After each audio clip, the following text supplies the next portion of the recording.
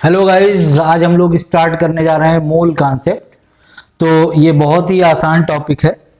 इसको लोग बहुत कठिन बना के पढ़ाते हैं। आपको बहुत ही आसान लगेगा, बड़े आराम से आप इसको देखिए।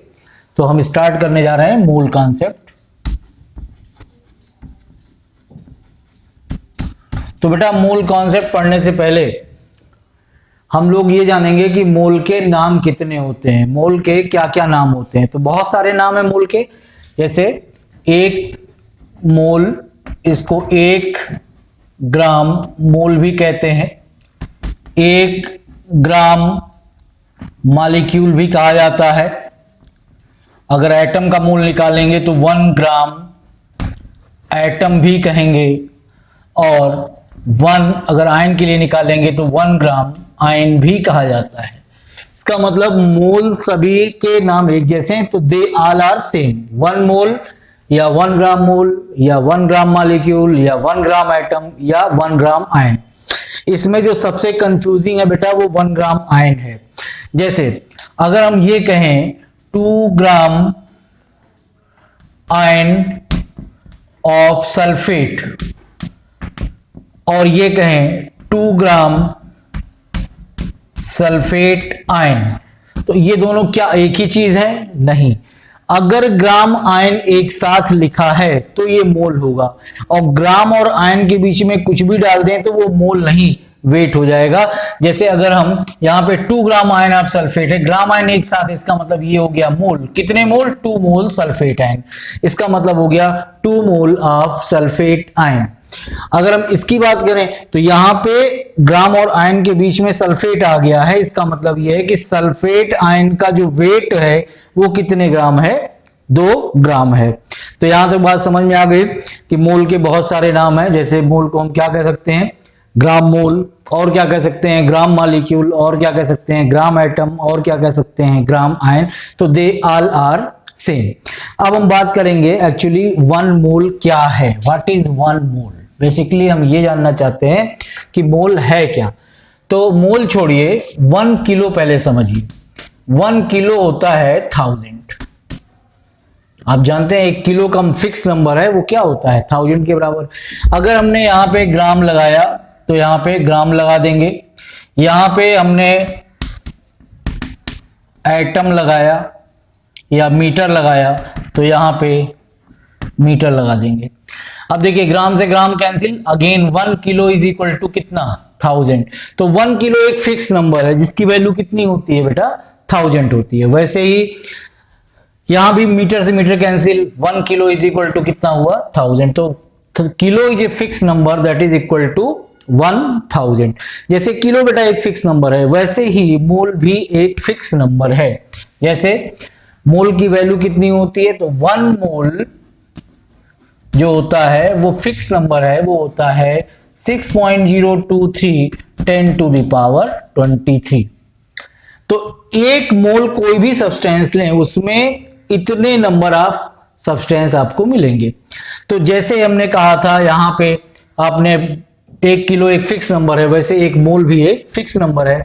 इस नंबर को कहा जाता है अवोगाड्रोस नंबर, जिसको हम शॉर्टकट में ऐसे रिप्रेजेंट करेंगे, कैपिटल एन और सबस्क्रिप्ट में ए ले लिया। तो 1 mole is equal to Avogadro's number. वो नंबर कितना है? 6.023 इंटू 10 टू द पावर 23। अब हम लोग को क्या करना है कि हमें मोल के बारे में पता लग गया कि mole is nothing, it is a fix number that is equal to Avogadro's number. अब जब देखिए, हम आपसे बात करें पार्टिकल क्या है, तो बहुत सारी चीजें हो सकती हैं, लेकिन पार्टिकल आपके लेवल पे यहां पे या तो एटम हो सकता है, या मॉलिक्यूल हो सकता है, या आयन हो सकता है। इनमें से कोई भी चीज हो सकता है पार्टिकल। तो जैसे पार्टिकल है ये, तो अगर हम बात करें 1 मोल पार्टिकल, तो भाई जो चीज यहां लगाएंगे वही चीज इसके आगे भी लगाएंगे। तो ये हो जाएगा 6.023 10 टू द पावर 23। ये तो एक मोल हुआ, और यहां पार्टिकल लगाया तो यहां पे पार्टिकल कह दिए। अब अगर हम मान लो 1 मोल पार्टिकल की जगह एटम लेंगे तो इतने सारे एटम हो गए।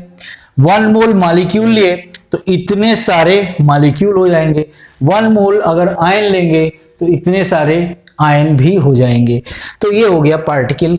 पार्टिकल तुम्हारे क्या क्या हो सकते हैं, एटम, मॉलिक्यूल या आयन, और भी बहुत सारी चीजें हो सकती हैं, लेकिन अभी के ऊपर इतना ही समझो। इसके बाद जैसे पार्टिकल है तो इसको हम पार्टिकल वेट की बात करें, पार्टिकल वेट, तो पार्टिकल वेट क्या होगा, एटम है तो क्या हो जाएगा, एटॉमिक वेट, मॉलिक्यूल है तो क्या हो जाएगा, मॉलिक्यूलर वेट, आयन है तो क्या हो जाएगा, आयनिक वेट। ठीक है, तो यहां तक बात समझ में आ गई। नथिंग, एक मोल एक फिक्स नंबर है जिसकी वैल्यू इतनी होती है, जिसे हम अवोगाड्रोस नंबर कहते हैं। और एक मोल के बहुत सारे नाम है। मोल को हम क्या कह सकते हैं, ग्राम मोल, ग्राम मॉलिक्यूल, ग्राम एटम या ग्राम आयन भी कहते हैं। पार्टिकल तुम्हारा एटम, मॉलिक्यूल या आयन हो सकता है।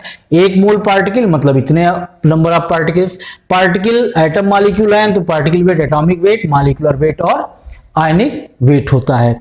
अब एक बात हम और आपसे बात कर लें, फिर हम मोल का मेन फार्मूला लाते हैं जिससे सारे क्वेश्चन आपके हो जाएंगे। देखिए, अगर हम कहें ग्राम मॉलिक्यूलर वॉल्यूम, तो अब ध्यान से देखिए, ग्राम मॉलिक्यूल क्या है, मोल है, तो ये चीज तो हो गई 1 मोल। तो 1 मोल, ग्राम मॉलिक्यूल का मतलब होगा 1 मोल। 1 मोल किसी भी गैस को ले लें, 1 मोल किसी भी गैस को, नाइट्रोजन, ऑक्सीजन, मीथेन, कुछ भी ले लो, 1 मोल गैस ले लो, उसका वॉल्यूम अगर हम एसटीपी पर निकालें, एसटीपी का मतलब स्टैंडर्ड टेम्परेचर प्रेशर, टेम्परेचर कौन सा होगा बेटा, टेम्परेचर होगा 0 डिग्री सेंटीग्रेड, मतलब कितना केल्विन होगा, 273 केल्विन, और प्रेशर होगा 1 एटमॉस्फेयर। तो इस प्रेशर और टेम्परेचर को, स्टैंडर्ड कंडीशन को स्टैंडर्ड टेम्परेचर प्रेशर कहा जाता है। तो इसका मतलब अगर कोई गैस 1 मोल है और उसको हम एसटीपी पर वॉल्यूम निकालना चाहें तो ये वैल्यू फिक्स आती है 22.4 लीटर या 22400 ml होती है। अब ये कैसे है बेटा, इसको आप जान लीजिए।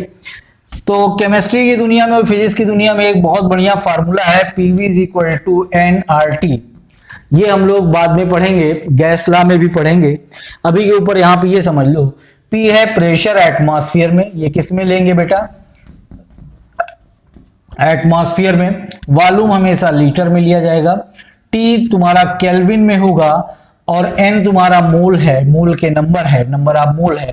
तो R की जो वैल्यू आएगी वो 0.08213, इसकी यूनिट हो जाएगी लीटर एटमॉस्फेयर पर केल्विन पर मोल। ध्यान दीजिएगा, इस फार्मूले को लगाते समय यही ध्यान रखना है कि प्रेशर किस में होगा, एटमॉस्फेयर में, वॉल्यूम किस में होगा, लीटर में, N तुम्हारा नंबर ऑफ मोल है, R आपका गैस कांस्टेंट है, ये जो वैल्यू आई कांस्टेंट, ये गैस कांस्टेंट है जिसे हम यूनिवर्सल गैस कांस्टेंट कहते हैं। तो ये गैस कांस्टेंट जिसकी वैल्यू इतनी होती है और टेम्परेचर केल्विन मिलेंगे। अब आप इसको देखो ये कैसे आया, ये इस फार्मूले से निकाल सकते हो आप। आपको वॉल्यूम ही तो निकालना था जो ये आया है, तो यहां वॉल्यूम लिख दीजिए। एसटीपी का मतलब प्रेशर कितना, 1 एटमॉस्फेयर, तो पी की जगह पे आपने 1 एटमॉस्फेयर लिख दिया, पीवी हो गया। एन नंबर ऑफ मोल आपने फिक्स कर रखा है 1, आर की वैल्यू 0.082 और टेम्परेचर इसमें कितना होगा 273 अप्रोक्सीमेटली, ये आएगा 22.4 लीटर। तो नेट रिजल्ट ये है कि अगर हम वॉल्यूम एट एसटीपी की बात करें, 1 मोल गैस का जो वॉल्यूम एसटीपी पर आएगा वो होगा 22.4 लीटर। क्या यहां तक बात बेटा समझ में आ गई? तो इसको नोट कर लीजिए।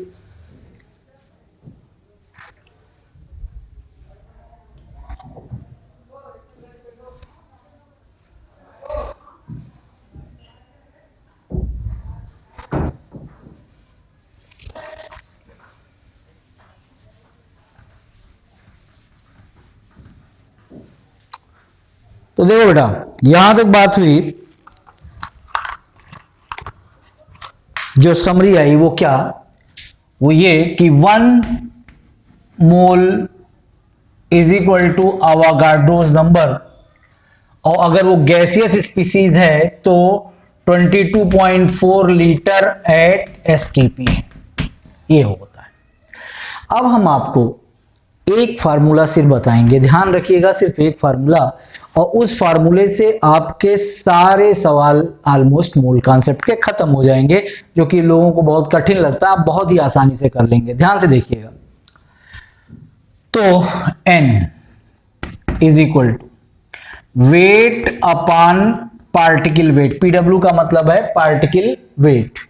दूसरा number of particle upon Avogadro's number. तीसरा फार्मूला होता है volume of gas at STP upon 22.4 litre. उसके बाद होता है पीवी अपॉन आरटी, और लास्ट फार्मूला होता है molarity upon volume in CC upon molarity to volume in CC upon 1000। तो बेटा यहाँ पे ये जो फार्मूला है इसमें सारे टर्म्स आपको क्लियर होने चाहिए। चलिए देखिए, पहली बात तो जो यहां से लेके ये जो दोनों फार्मूला है ये आपके सॉलिड और लिक्विड के लिए एप्लीकेबल है, सॉलिड और लिक्विड के लिए। जो ये दोनों फार्मूले हैं ये गैस के लिए एप्लीकेबल है, आइडियल गैस के लिए एप्लीकेबल है, और ये जो फार्मूला आएगा ये सॉल्यूशन के लिए आएगा। तो बस एक ही फार्मूला आपको पता होना चाहिए। जैसे देखिए इसमें सारी बातें क्या है, एन क्या है, एन है आपका नंबर ऑफ मोल, और क्या हो सकता है, मोल के और क्या नाम है, ग्राम मोल। तो इसी एन को नंबर ऑफ ग्राम मोल भी कह सकते हैं, इसी एन को नंबर ऑफ ग्राम मॉलिक्यूल भी कह सकते हैं, इसी एन को नंबर ऑफ ग्राम एटम कह सकते हैं अगर एटम होगा तो, या ग्राम आयन कह सकते हैं अगर वो आयन होगा। तो ये हो गया number of mole, number of gram mole, number of gram molecule, number of gram atom या नंबर ऑफ ग्राम आयन। तो ये तो हो गया बेटा what is small n. Weight है, ये कोई भी सब्सटेंस है जो भी पार्टिकल होगा, वेट ऑफ सब्सटेंस इन ग्राम, कोई भी सब्सटेंस जिसका मोल निकालना है उसका वेट आप ग्राम में लेंगे। पीडब्ल्यू अभी बताया था, पीडब्ल्यू पी क्या है यहाँ पे, पार्टिकल, तो पीडब्ल्यू क्या हो गया, पार्टिकल वेट, पार्टिकल वेट। अगर पार्टिकल एटम है तो ये क्या हो जाएगा, एटॉमिक वेट। अगर पार्टिकल मॉलिक्यूल है तो ये क्या हो जाएगा, मॉलिक्यूलर वेट।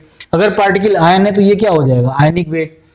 ये number n number of particle, अगर पार्टिकल आपका एटम है तो ये number of atom, particle molecule है तो number of molecule, particle ion है तो नंबर ऑफ आयन। यहां पे वीएसटीपी क्या है, V STP that is volume of gas at STP.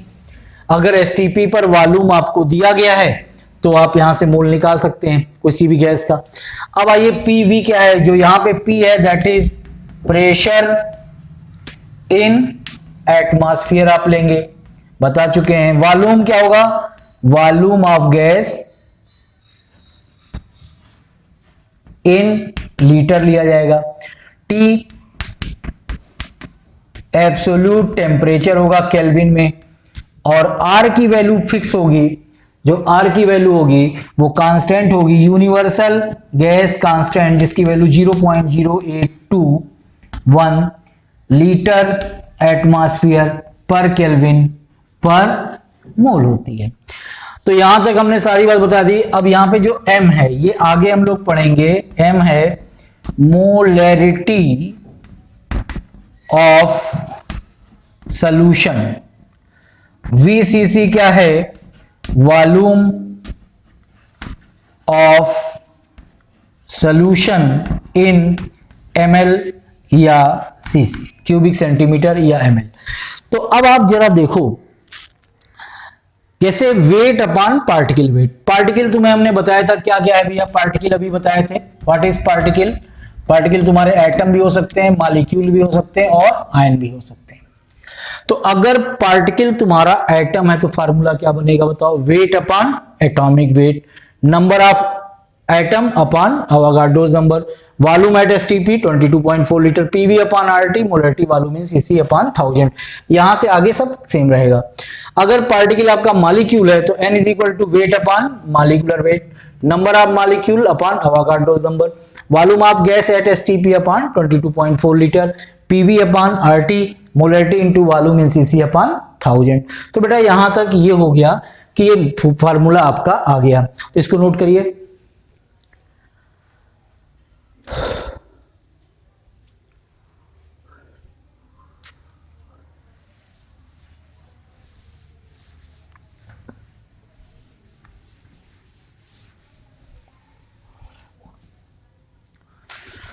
तो बेटा नेट रिजल्ट आपका क्या है? नेट रिजल्ट ये है कि जब भी मूल कॉन्सेप्ट का फार्मूला, आपको मूल कॉन्सेप्ट का क्वेश्चन आए, चुपचाप ये फार्मूला लिख के बैठ जाना, ये फार्मूला।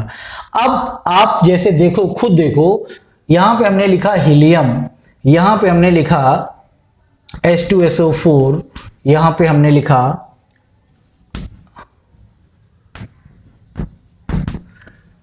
इतने दिन से केमिस्ट्री पढ़ते पढ़ते हमें पता हो जाता है, बताओ ये क्या है, एटम है कि मॉलिक्यूल है कि आयन है? पार्टिकल का नेचर देख के पहचानो, हीलियम क्या है, एटम है कि मॉलिक्यूल है कि आयन है? तो आप सब लोग कह रहे हैं एटम है। तो ये पार्टिकल का नेचर देख के ही पता लगा लिया हमने कि हीलियम क्या है, एटम है। अब अगला देखिए, अगर हम H2SO4 को देखें तो बताओ ये तुम्हें क्या समझ में आता है, एटम की, मॉलिक्यूल की, आयन? हाँ बिल्कुल सही है। तो ये पार्टिकल नेचर क्या है, मॉलिक्यूल है। अगर हम इसको देखें तो ये चार्ज स्पीसीज है, आयन है, तो यहां पार्टिकल का नेचर आयन है। चलिए अगर मान लो पार्टिकल का नेचर एटम है, तो बताओ ये फार्मूला क्या बनेगा, N is equal to weight upon atomic weight, number of atom upon Avogadro's number, फिर बाकी ये सेम है, volume at STP 22.4 litre, PV upon RT, molarity VCC upon 1000। अगर मान लो तुम्हें क्वेश्चन में दिया गया हीलियम के बजाय मान लो H2SO4 दिया होता, तो तुम्हें कौन सा फार्मूला यूज करना होता? H2SO4 देखते ही पता लगा कि पार्टिकल का नेचर क्या है, मॉलिक्यूल है। तो अब ये मोल का फार्मूला क्या बनेगा, देखो जरा, mole is equal to weight upon molecular weight, number of molecule upon Avogadro's number, बाकी आपका सेम रहेगा। अगर हम बात करें इसकी, तो ये आपको पार्टिकल का नेचर देख के समझ में आ गया कि ये क्या है, आपका आयन है।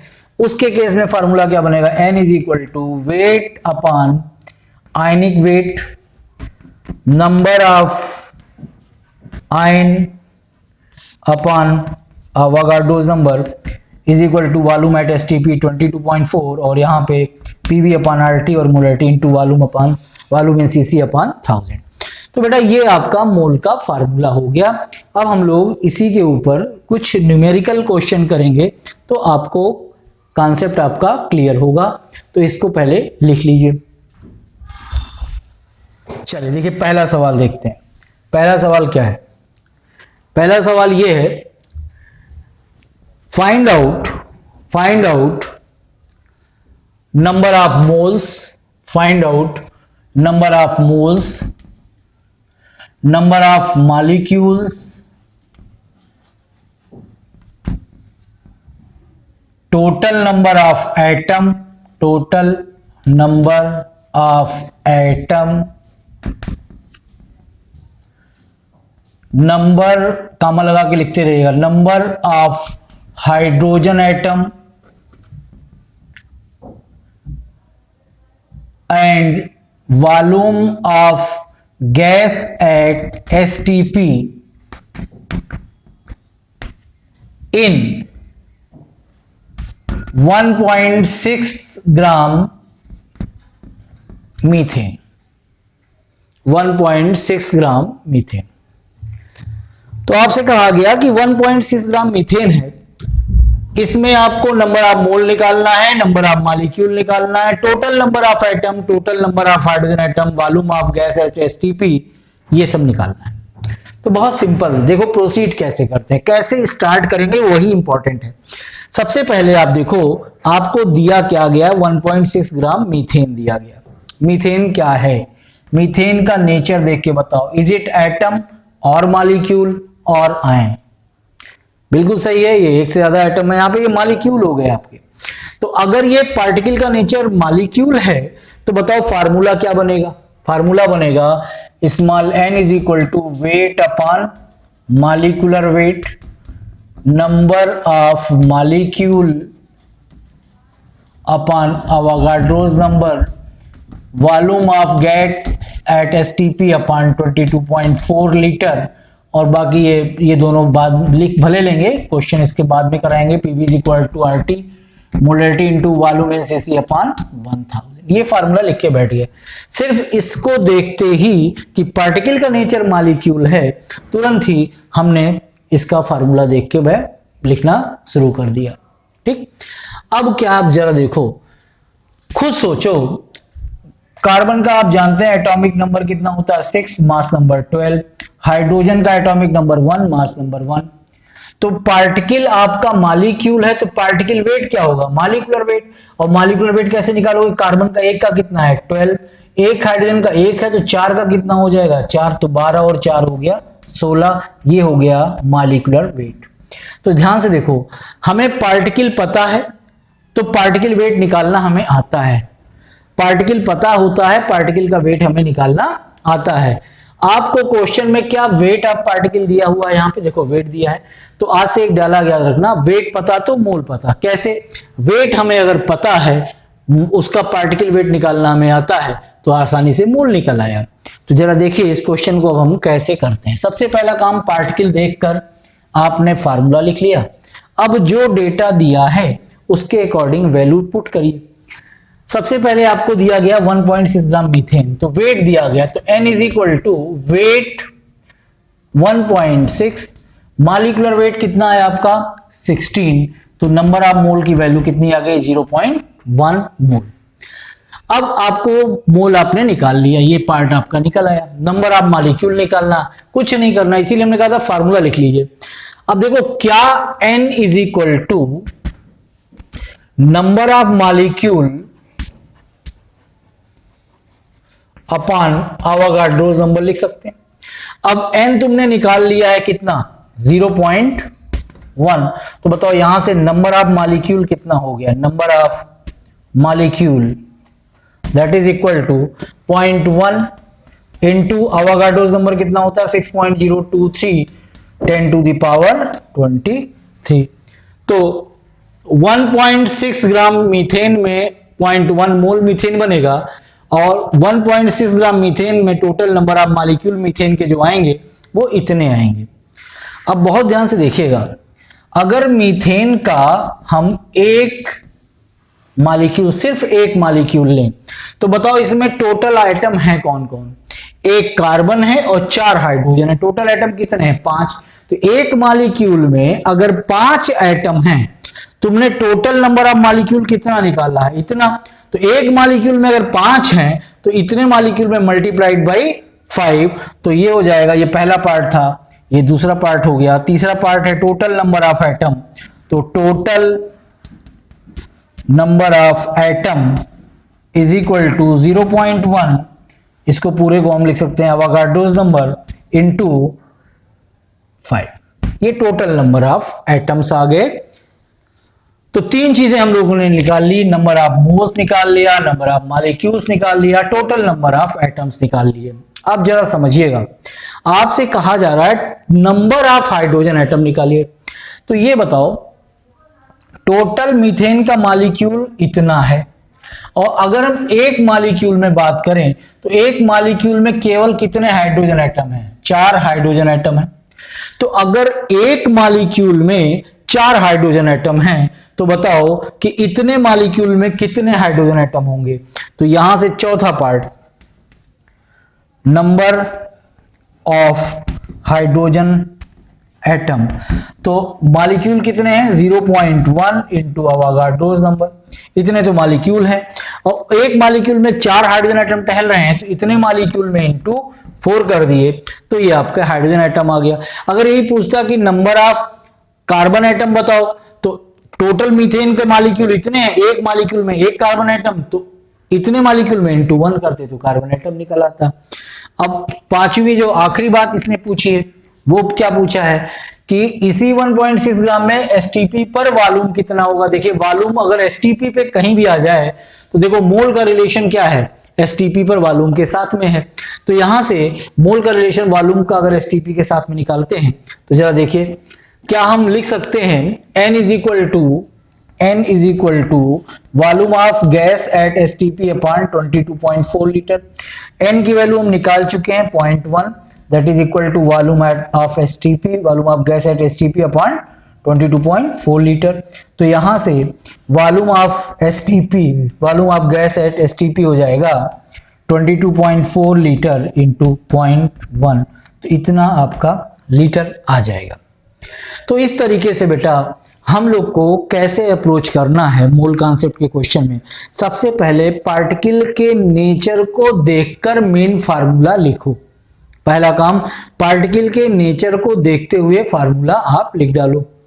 अब उसके बाद पार्टिकल का क्या दिया गया, वेट दिया है, तो वेट अगर दिया तो वेट पता तो मोल पता। क्यों? क्योंकि मॉलिक्यूलर वेट या एटम होगा एटॉमिक वेट, आयन होगा आयनिक वेट, ये निकालना हमें आता है, तो ये आता है, तो वेट पता तो मोल पता, क्योंकि ये निकालना आता है। अगर मान लो तुमसे कहता कि 10 to the power 20 molecule of CO2, तो CO2 क्या है बताओ? एटम की मॉलिक्यूल की आयन मॉलिक्यूल है। इसका मतलब क्या दिया गया? नंबर ऑफ मॉलिक्यूल दिया गया। तो अगर नंबर ऑफ मॉलिक्यूल देके मोल निकलवाना हो तो क्या करेंगे? अवोगाड्रो नंबर से डिवाइड कर दीजिए, नंबर ऑफ मोल निकल आया। इसका मतलब वेट पता तो मोल पता, नंबर ऑफ पार्टिकल्स पता तो भी क्या पता? मोल पता। और तीसरी आखिरी बात देखिए, अगर मान लो कहा गया कि एसटीपी पर ऑक्सीजन का 5.6 लीटर दिया गया, ऑक्सीजन 5.6 लीटर एट एसटीपी, ये आपको डेटा दिया गया और कहा गया मोल निकालो, तो मोल इज इक्वल टू क्या होता है? Volume at STP upon 22.4। यहां पे 5.6 रखना, यहां 22.4 से डिवाइड करिए, मोल आ गया। तो 3 डायलॉग याद रखना, वेट पता तो मोल पता, नंबर पता तो भी मोल पता, और अगर आपको एसटीपी पर किसी गैस का वॉल्यूम दे दिया गया तो भी मोल पता हो गया। चल इतना लिखिए जल्दी से। तो बेटा यहां पे हमने ये निकाला था, n की वैल्यू आई थी 0.1 और नंबर ऑफ मॉलिक्यूल आया था, नंबर ऑफ मॉलिक्यूल जो आया था that is 0.1 into Avogadro's number, ये आया था। अब आप नेक्स्ट क्वेश्चन लिखिए, इन एबव प्रॉब्लम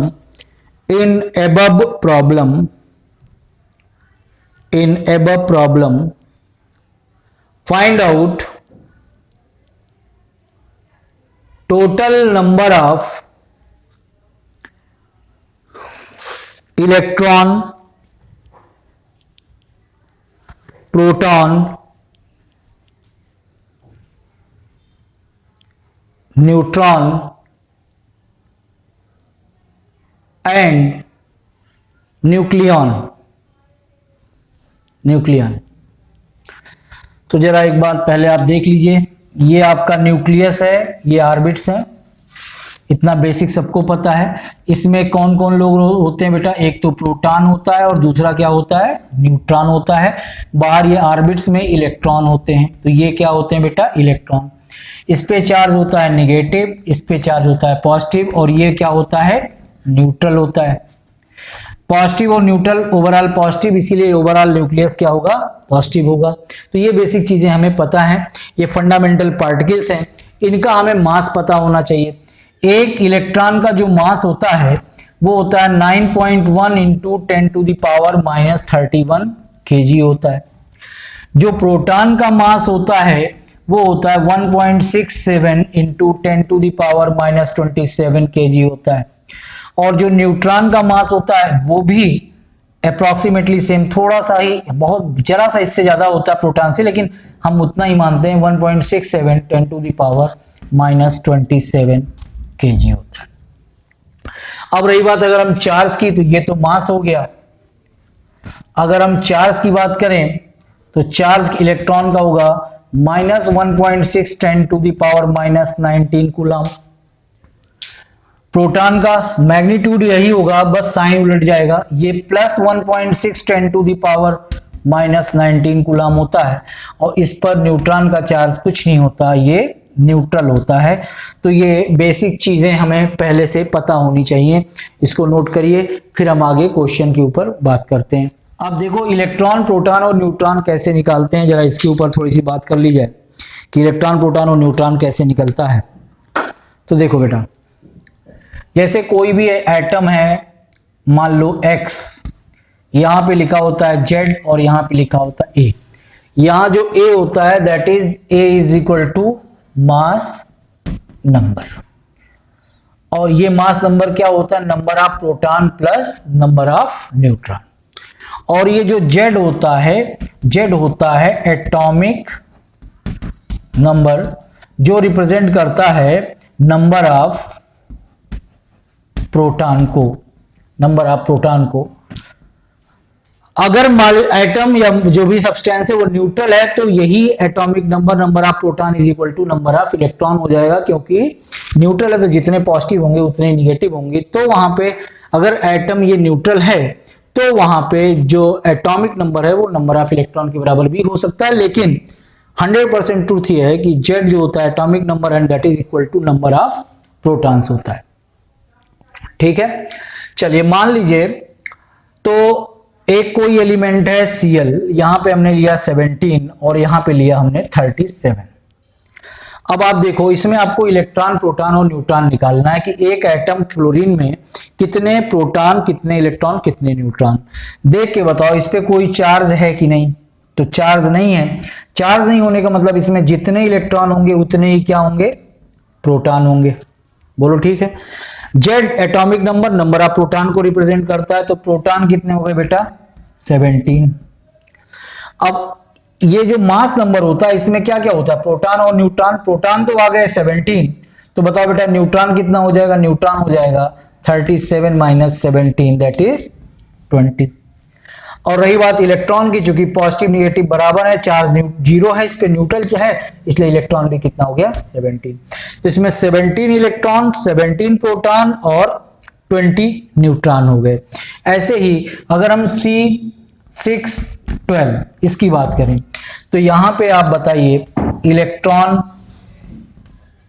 प्रोटॉन और न्यूट्रॉन कितना होगा।